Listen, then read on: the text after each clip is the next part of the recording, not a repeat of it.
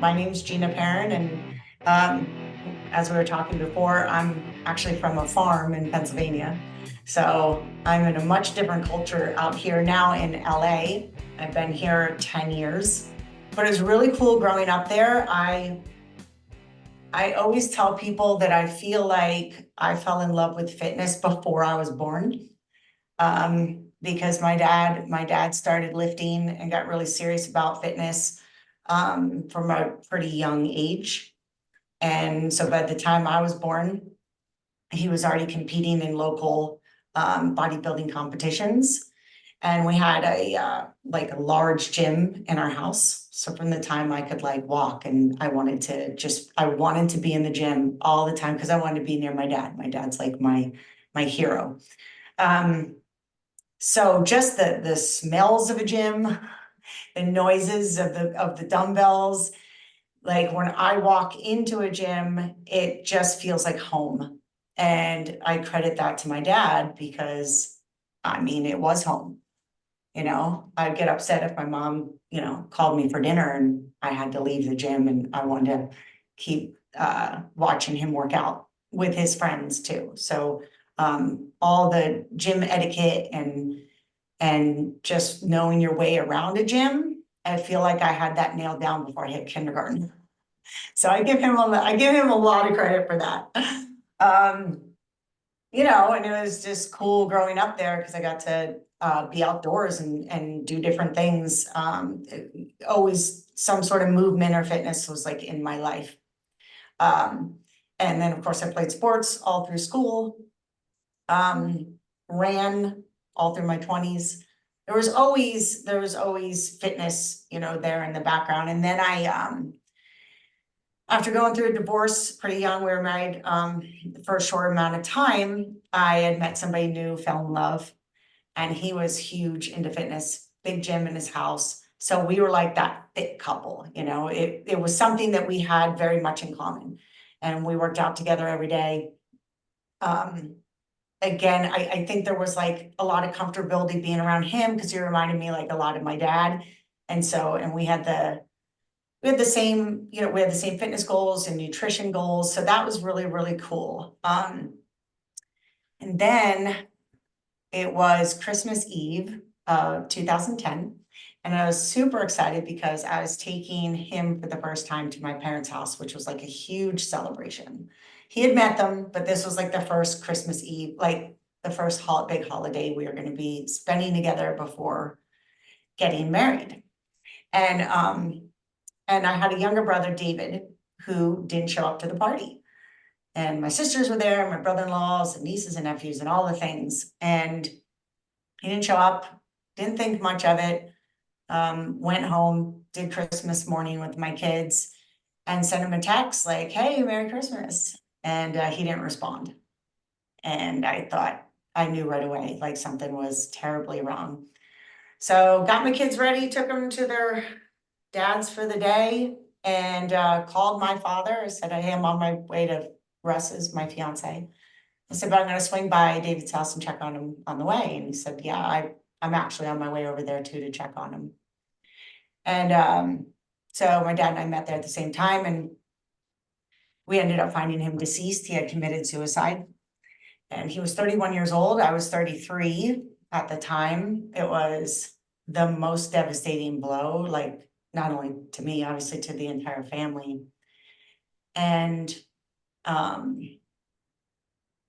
one of the things, my dad and my brother and I were the only ones in the family that had just that love of fitness. So we all worked out together. My brother was a bodybuilder. And it was very devastating. It's like we had lost, obviously we had lost a family member. Everything fell apart at that point. Within 6 months, my engagement was called off. I had stopped working out completely, more like helping the family, like I just had fallen apart, and I had kids to take care of, right? Then 6 months, that engagement was off. In less than 4 years, I moved across the country to LA and left everything and everyone that I knew. And I never addressed like what happened. Like I never addressed it. And I put on like 20 pounds, like I was unrecognizable to myself, to myself. Put on weight, I was drinking almost every day. Just complete opposite of anything I had done in my life to that point. Until I hit a breaking point, like just hit a breaking point. I was like, I can't do this anymore.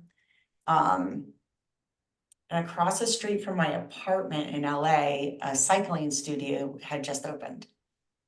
And I like picked myself up and like walked over there, hungover, took a cycling class, like a 6 a.m. And I just felt like that sense of home that I had kind of forgotten about. Because I knew so much about fitness and I knew how to work out and I knew how to take care of myself, like that was it. That was the journey back to me. That didn't take long for me to drop the weight and get cut out and do all those things again. But I had to address the mental fitness part of it.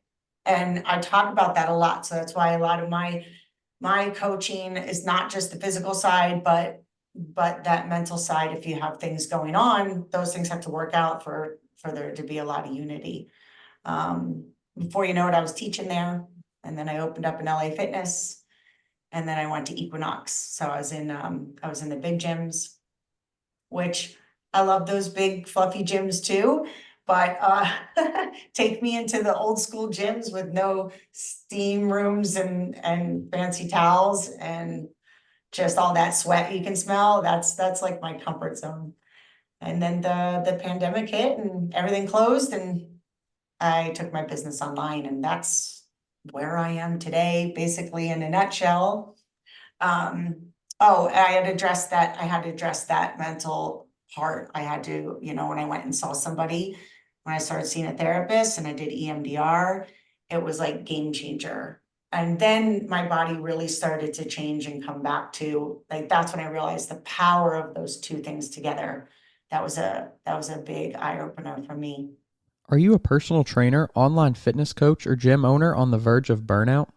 Are you wanting to grow your fitness business but can't add more hours to your hectic schedule?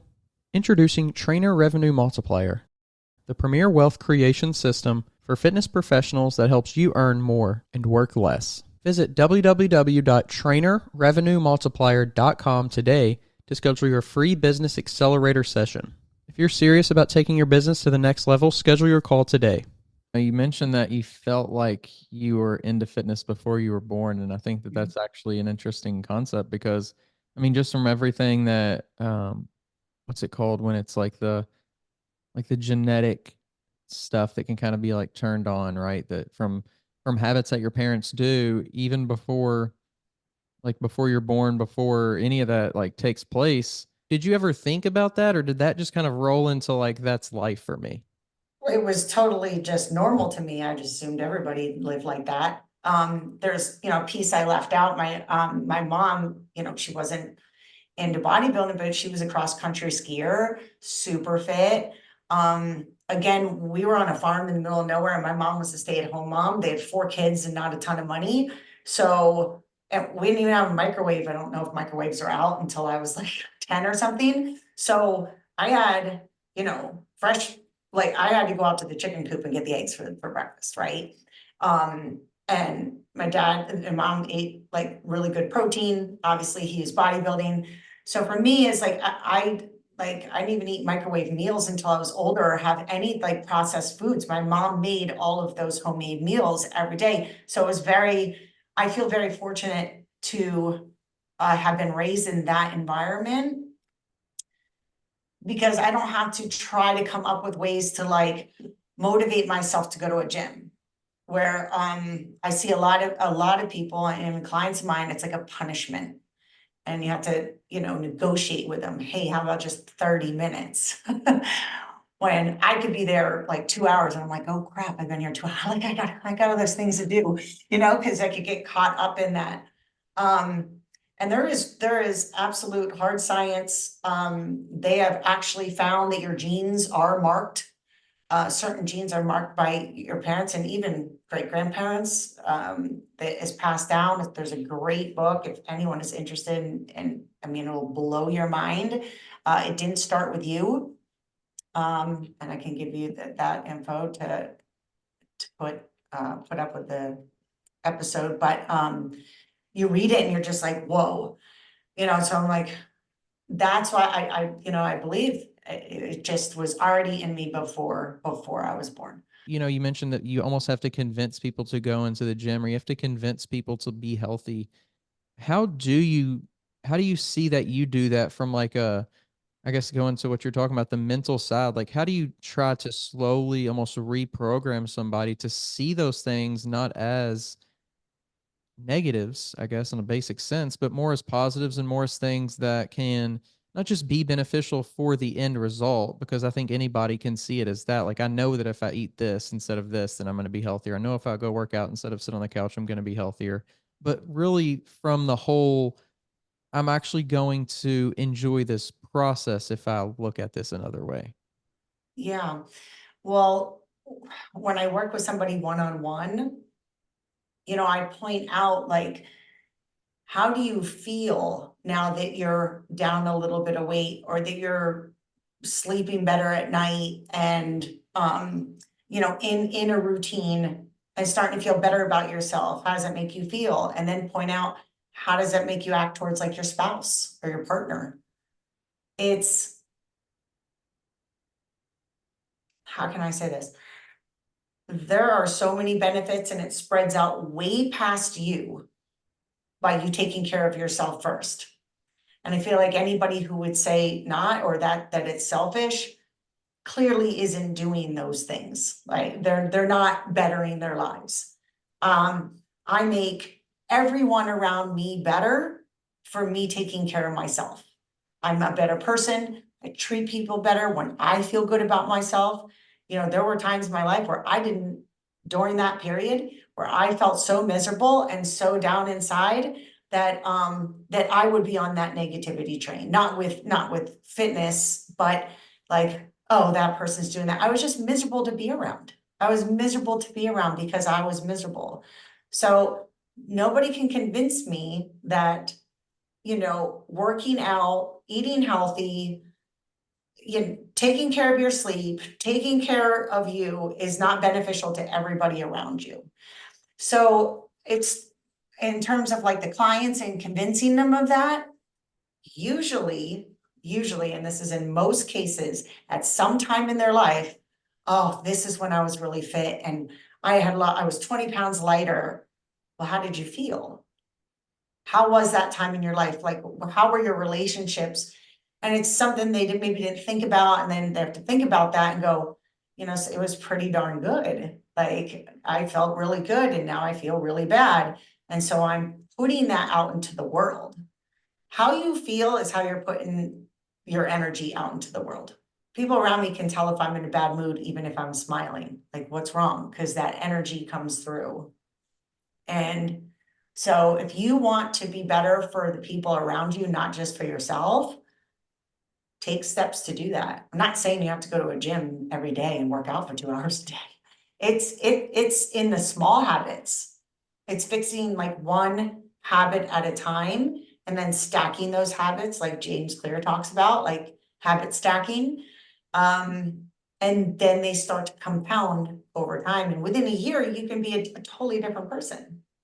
So you mentioned that the kind of the breaking point for you to kind of get back into the active lifestyle and the healthy lifestyle, was it a particular kind of situation or event that happened, or was it just kind of a compilation of like this, and this, and now I'm laying in bed one night and I realized tomorrow's got to be the day, or what was that transition like?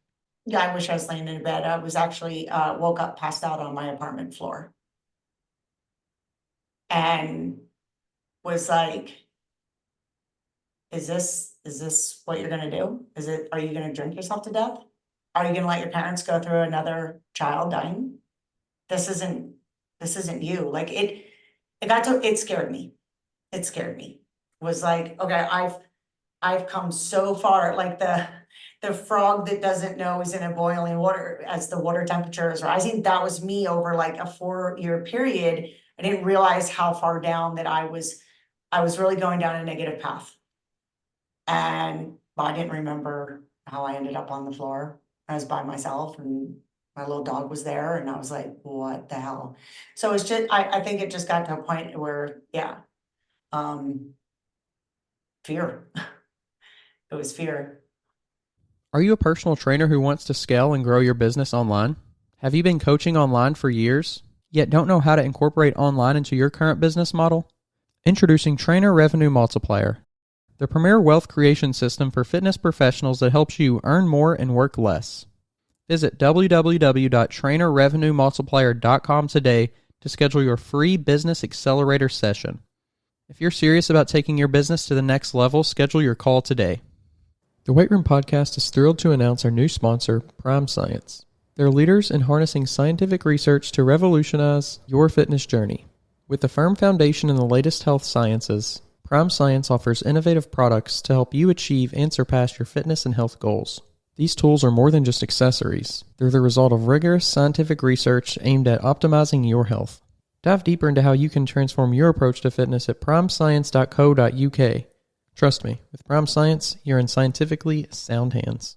Is that something that stuck with you as like a motivator, or because I think when we have like a real motivation to get started, right? It's like it's very almost like a tangible thing that you can experience as ready to go. You have, the fire in your belly, if you will. But over time, if you don't find something, you kind of mentioned it there is like your deeper why. But if you don't have that deeper why, then that initial motivation can wear off. So for you, did you ever, or maybe I guess now, like at what point did you start to shift the like, I'm doing this out of fear or whatever, and now I'm kind of like I'm starting to do it again and I love it, and now I'm doing it for this other reason?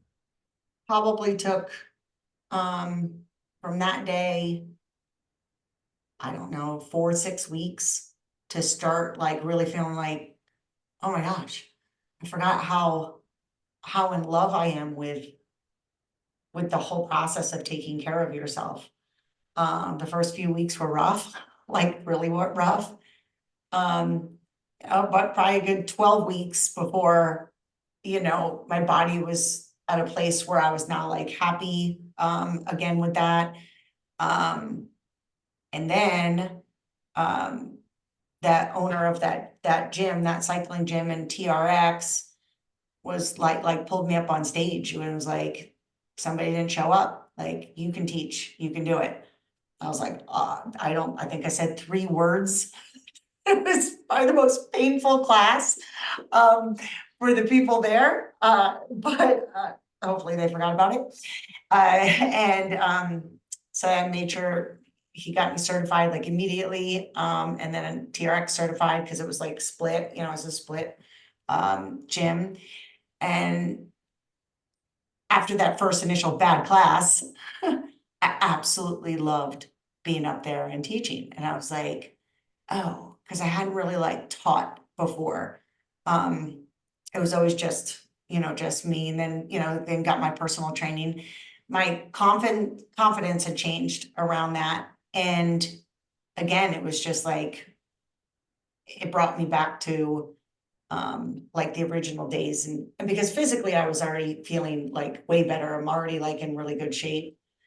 Yeah. Then it just became about helping other people.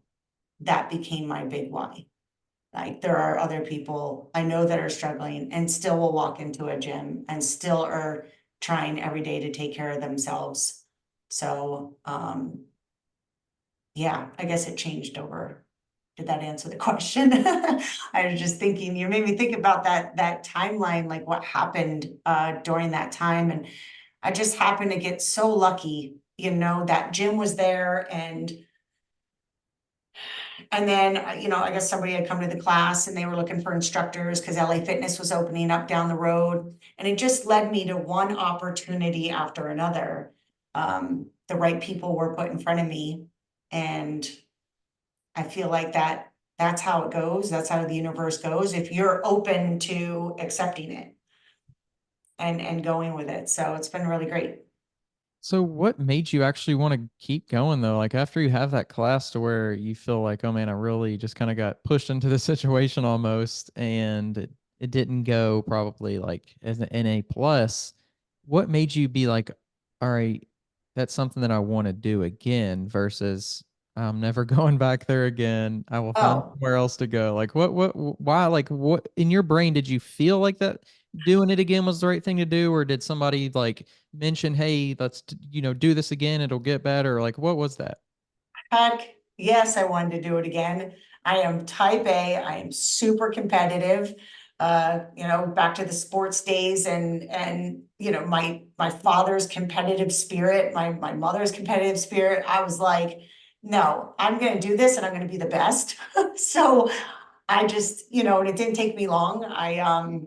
And I was able to walk across and use the bikes whenever I wanted. So I would go in when no classes, he would let me just go in and I'd run through a class and run through a class and just until I was comfortable with it. But that's just my competitive, again, I think that was put into me before I was born. So no, I was not giving up. There was no, like, it was so bad that first class that I was like, okay, you have some work to do. You get some work to do and figure out. And everybody was super supportive about it. So that's the thing. I personally have never found a gym, and I've been in a lot of them, a lot of different ones, from like high-end gyms to, the back alley gyms. And I have never experienced personally, anyone not willing to help you if you didn't know what you were doing, no matter what it was. And so those other instructors were like, yeah, I'll take the time and teach you. And, I caught on pretty quickly. I played instruments, all growing up. So I could count the music and I just ended up loving it. And it took me to Equinox. Um, but yeah, if I'm not good at something, I'll keep pounding at it until I get better. So what led you then from doing that to then actually go into the full like personal training side of it? Ah, well, the woman that hired me on at Equinox, she became my mentor. She was just unbelievable and was like, you could do more with this. Like, I never actually had gone and gotten certified. So because of her, I did that. I also went back to school part-time and got certified as a health and wellness coach based in positive psychology.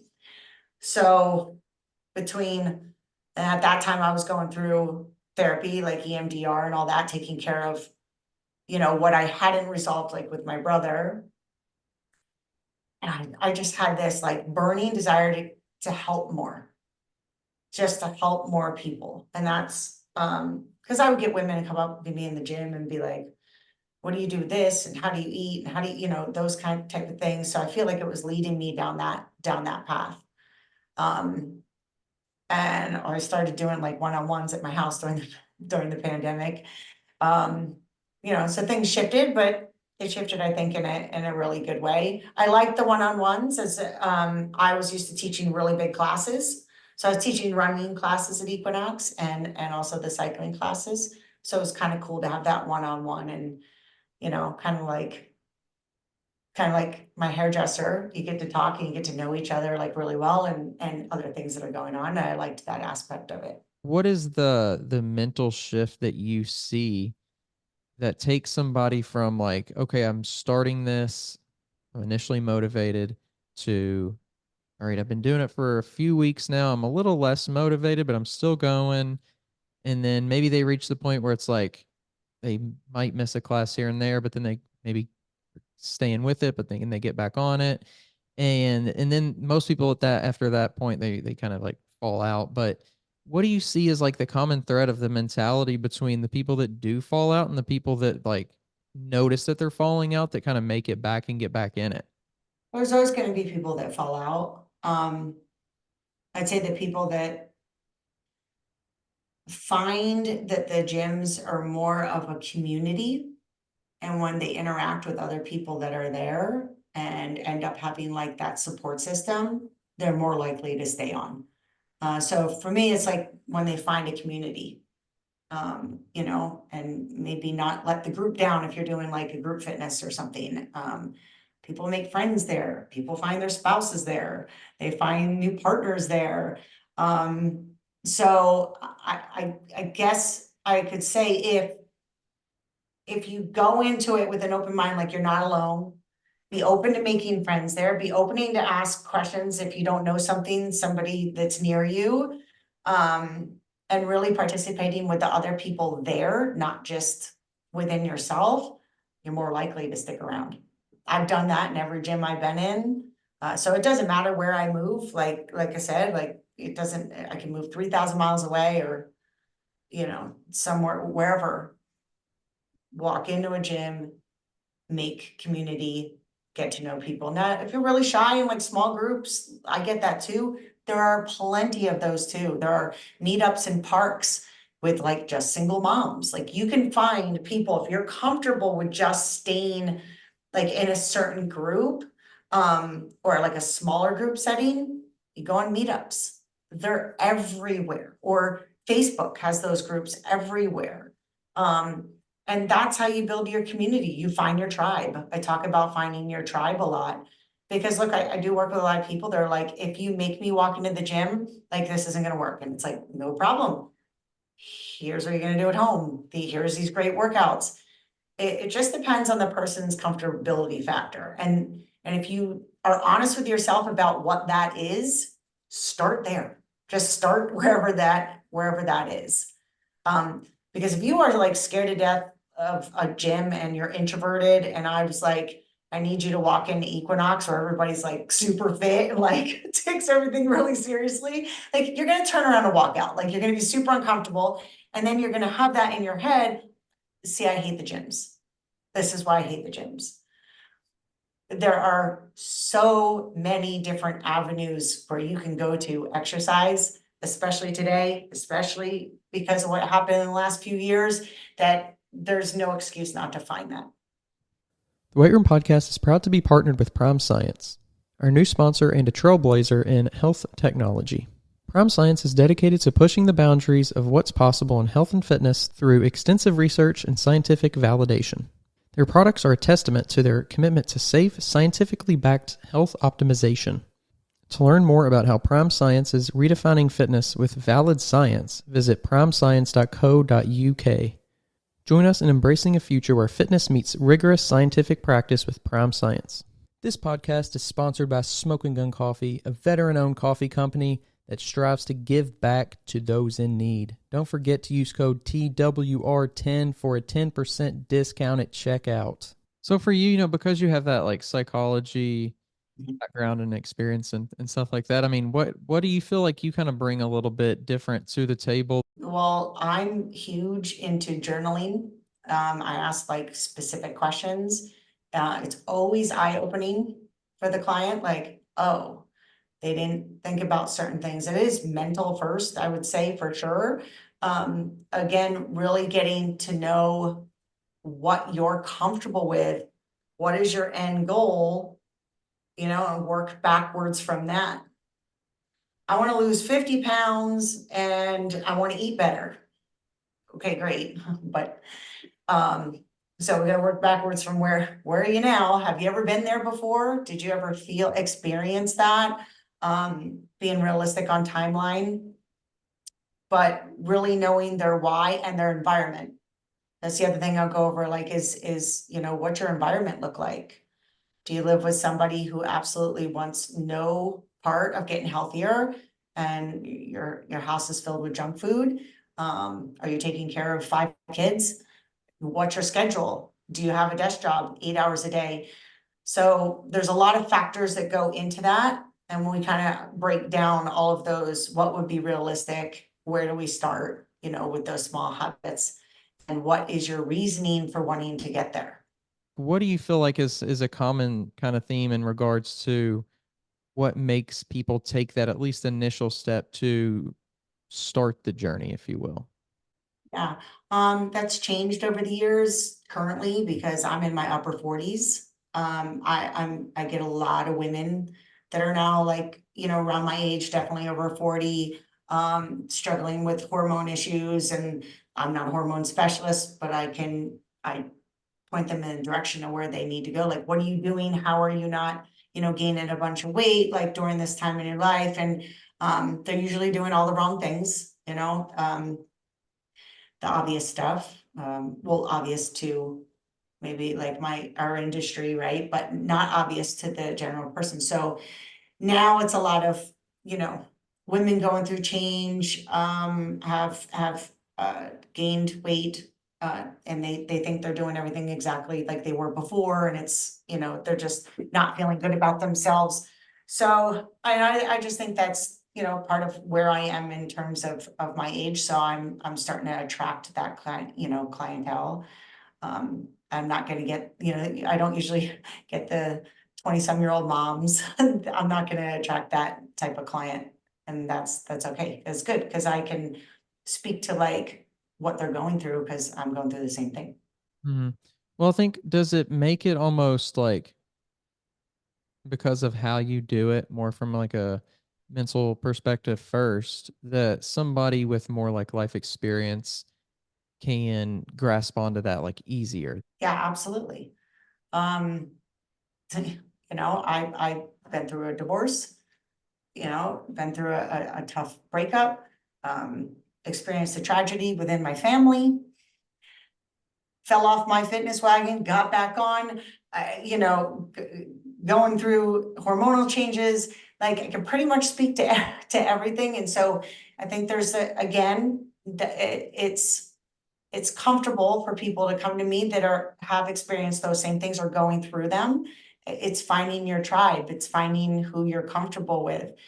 And I really encourage anyone who's listening, it doesn't matter where you're at, like, start. And if you find yourself uh working out with somebody or somewhere, or you're starting this health journey and you're like, this doesn't feel right, switch to something else.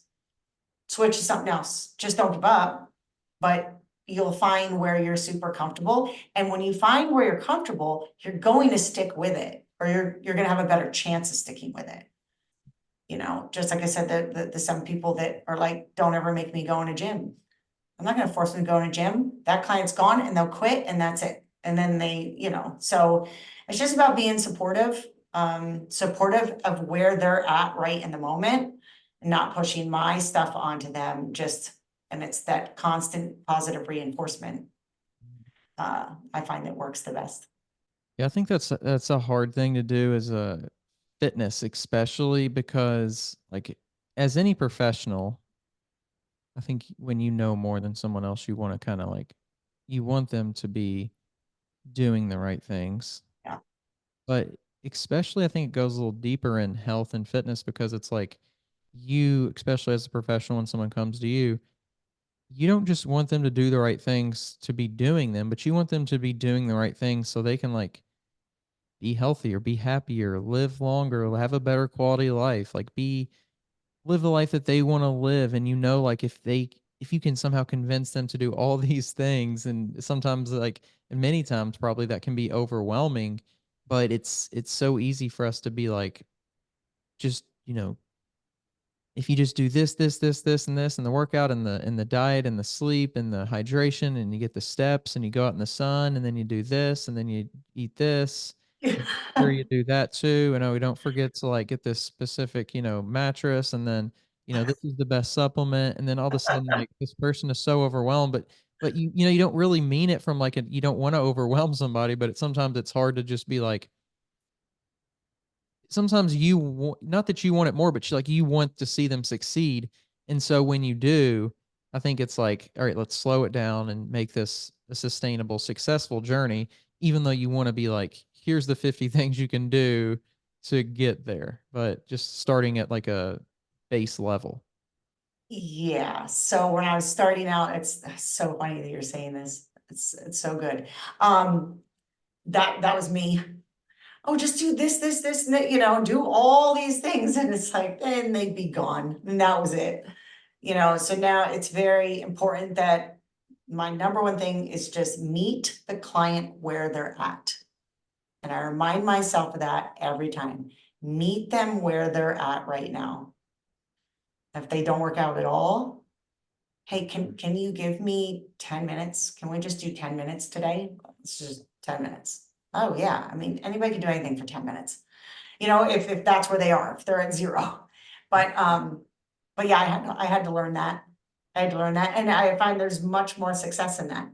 Even though I want to go, come on, let's get there now, you know, but just meeting the client where they're at mentally towards fitness and physically, and have that starting point. So that was really good. That's so good.